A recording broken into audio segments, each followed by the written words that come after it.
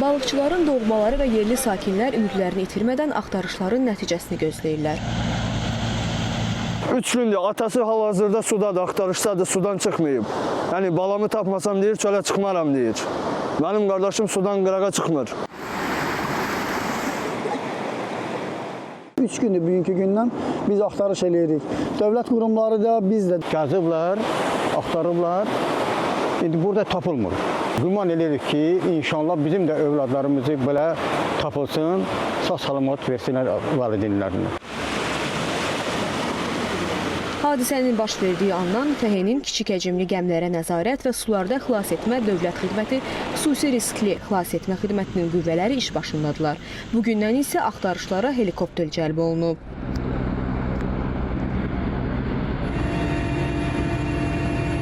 Hazırda dəniz akvatoriyasında havadan və sudan paralel şəkildə geniş miqyaslı axtarış aparılır. Hava şəraitinin dəyişkən olmasına baxmayaraq proses fasiləsiz davam etdirilir.